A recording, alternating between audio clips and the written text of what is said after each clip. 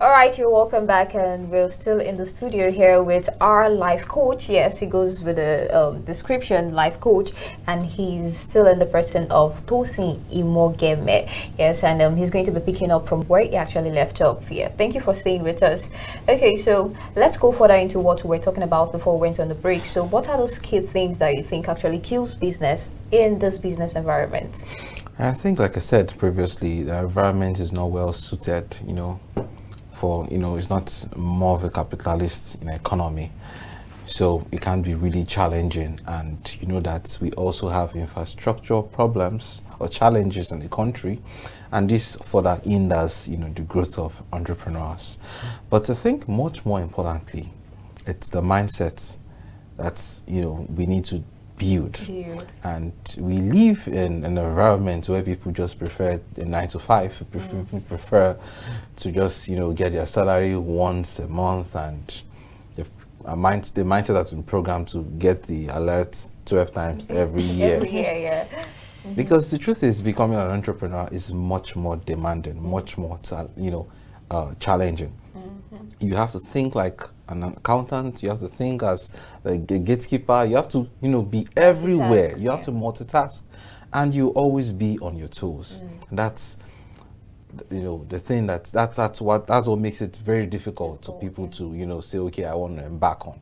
However, there are people who are also well suited for entrepreneurship. Even right from their university days, they have always known that, see, I cannot be wearing a jacket and tie and all that, and they go and they say, oh, I'm on the streets, I'm going into the streets and all that. So I think it begins with the mindset. Okay, talking about mindsets now, are you of the opinion that people should actually start small and grow, or they actually just start up big? Because you have a lot of people who are actually unemployed, and you ask them this question and they're like, I'm looking for that big capital to start up large, and you're like, can't you start up small then you grow? So do you actually support the fact that they have to start up large, or just start up small and then grow? Nothing starts big. The world has over 7 billion people, and it started with just a man and a woman.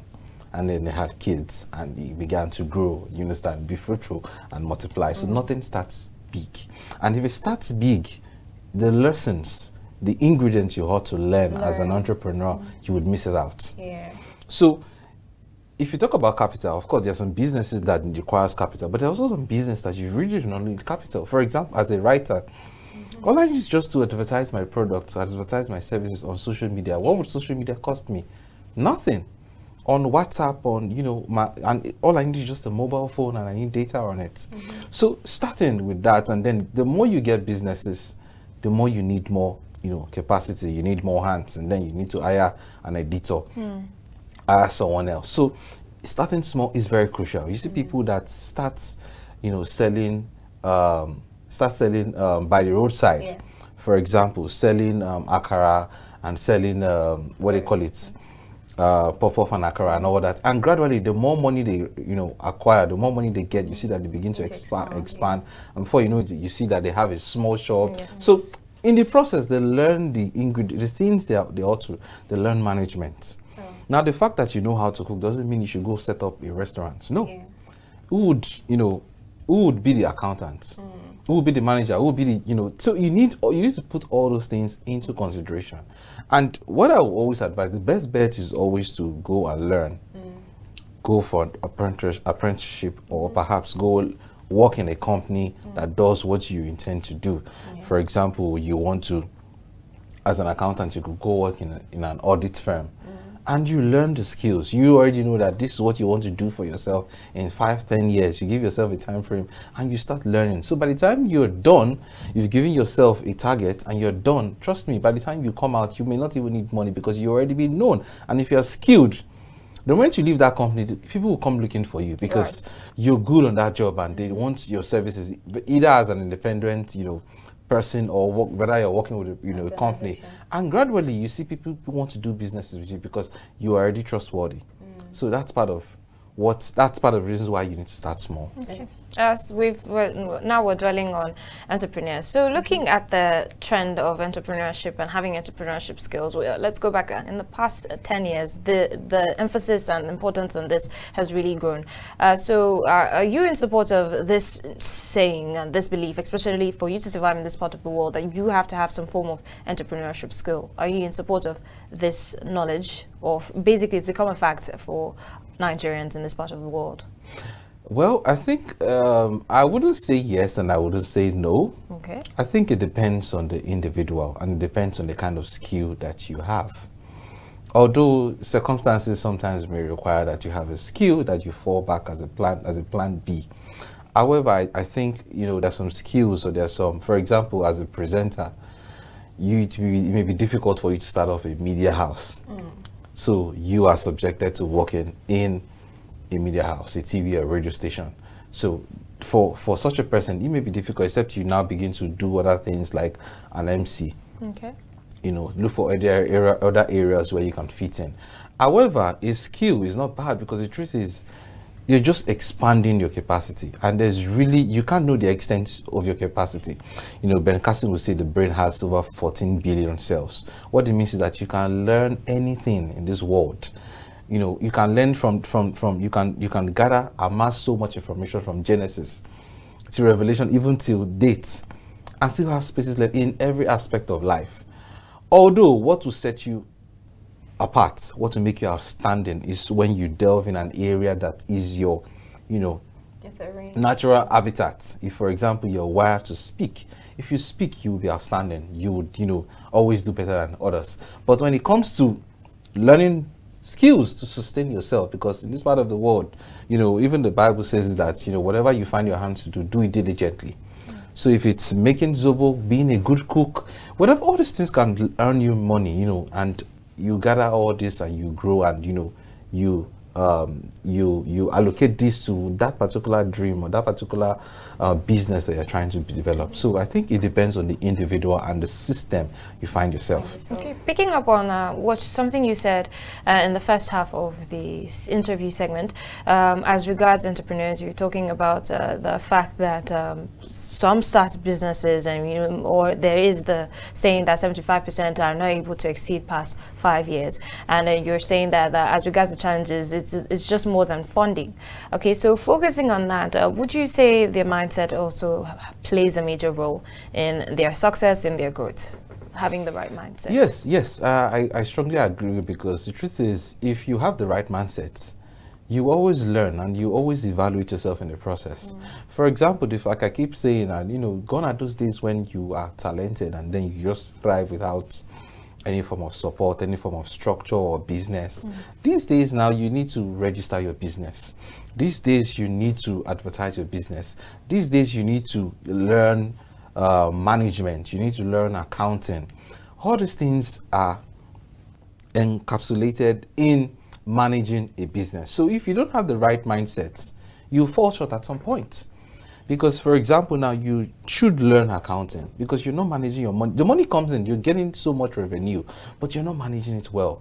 You're not doing, you know, the proper invest. You're perhaps not investing, not saving, or not doing the right things you need to do. So you go. That's why people go to Lagos Business School to learn business. That's why people go for MBA to learn and develop more capacity. That's why people subject themselves for mentorship.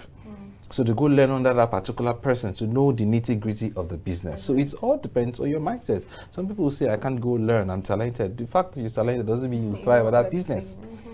You need to have the mindset of an entrepreneur. And also, there are some times that even though the right strategies would not work, you just need to persist. There are lots of businesses today that are not making profit, but they are still in business. So if you're not passionate about that business, at some point you give up. So it's your passion that will keep you, you know, going. And that passion, the fact that it keeps you going, you get to the point where, of course, you see the light at the end of the tunnel. But if you don't have the passion for that business, at some point you give up because you're not making so much money.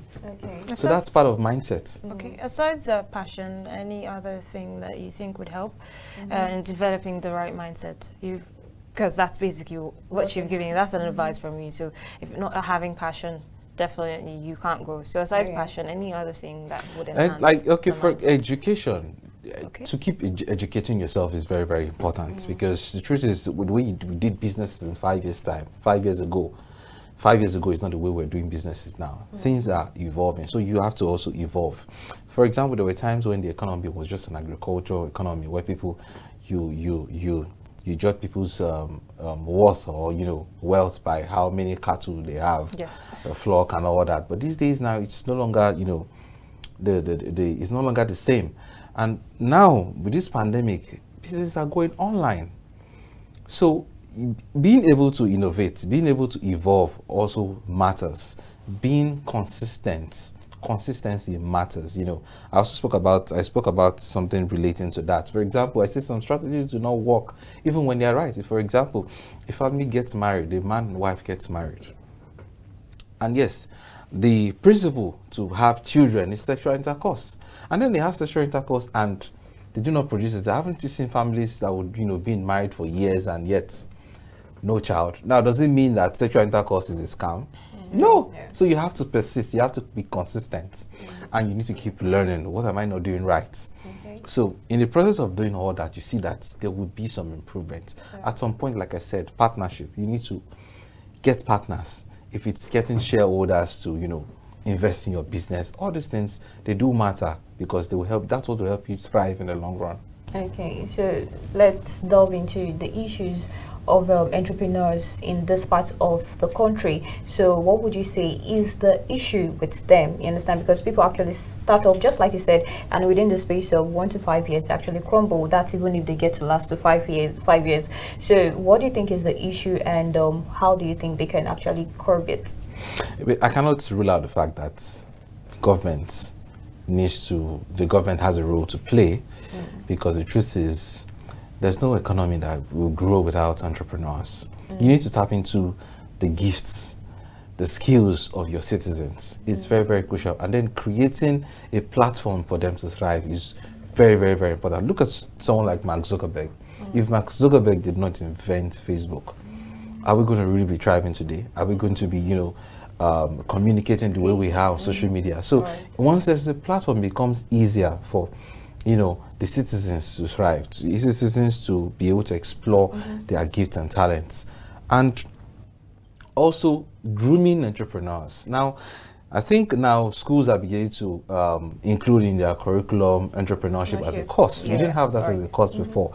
They need to also learn that, because the fact that you're gifted, but how do you manage your gifts? How do you structure this? How do you ensure that these gifts, earns you million? That, for example, you can be a very good singer, but you need a manager. You need someone who will go promote you, who will go, get businesses for you out there. So learning is very, very, very, very vital. You need to keep learning and developing yourself. Okay, so talking about schools getting to put in their entrepreneurship stuff into their curriculum nowadays, actually have this notion that in some years to come, Nigerian students will actually see it as, because there's this saying now from the Nigerian universities, okay, school is calm and also you actually get, this time you get to see people drop out of school to go into business. You understand? So I'm having this feeling that probably in the next 10 years, you have lesser people going to school and going into development, or rather entrepreneurship. And this would in turn have a bad effect on them, because we'll have more of entrepreneurs who are uneducated, which will still be bad for us. Do you think it's going this way? I think the question we should ask ourselves is, how do we define education? Education is not really going to school. Education is just discovering, developing, and maximizing your potential as a human being. So whether you do that in a village, whether you do that in a company, whether you do that in the four walls of your school, it doesn't really matter. There are a lot of people in computer village today that did not learn how to repair a computer or learn how to repair a phone, but they are doing it very, very, very well now. So how do they get that education? That's learning by doing. So it really doesn't matter whether you go to school, or even, the truth is, not everyone is cut off for the four walls of a classroom to go sit down. We have auditory learners, we have kinesthetic learners, people that learn by doing. So it depends on what works for you. So it depends. It depends with even developing yourself, self-awareness, knowing who you are and what works for you. Not everything works for everyone. I read economics in school. I'm not doing anything related to economics. If I had known, maybe I would have studied. Although I had an option to study psychology, that's what I'm even currently doing now. But I went for economics because at the time, I felt economics was a better subject, and if economics would boost my ego and all that, I missed it. Now I've been redirected now to my purpose. So it doesn't really matter where you get the education. In fact, my major education has come from personal development. Oh. The books that I read, you need to read books that that suit you, the kind of books you're interested in.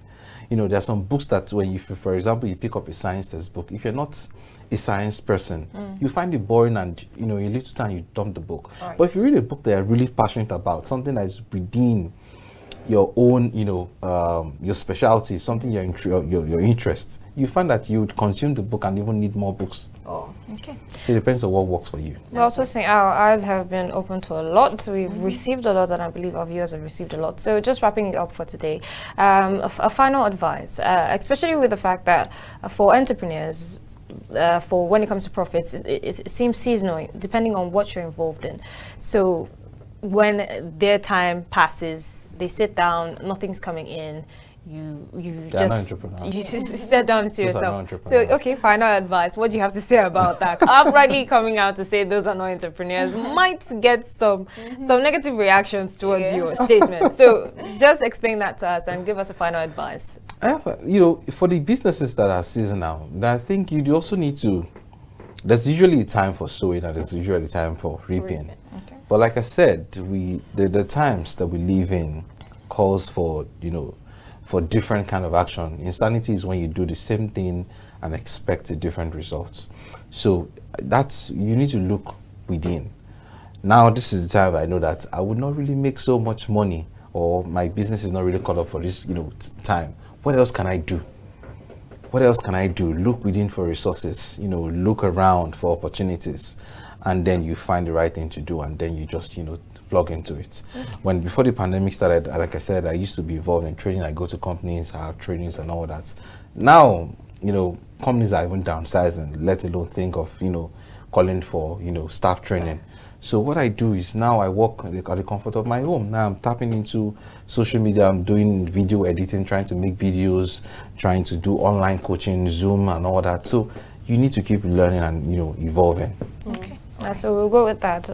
Keep learning, keep evolving. Yeah. Okay, so thank you so much for your time today. It's been very inspiring and insightful at the same time. Thank you so much. I see why you've gone down this line. Your passion peeks through as you talk. Thank you so much once again. Hopefully we get to have you soon enough on the program once again. Forward to it. Okay, then. Well, with that, we'll be wrapping it up on today's interview segment. I hope you enjoyed it. Very enlightening and also inspiring. Up next, we have global business news and other lighter segments. Do stay tuned.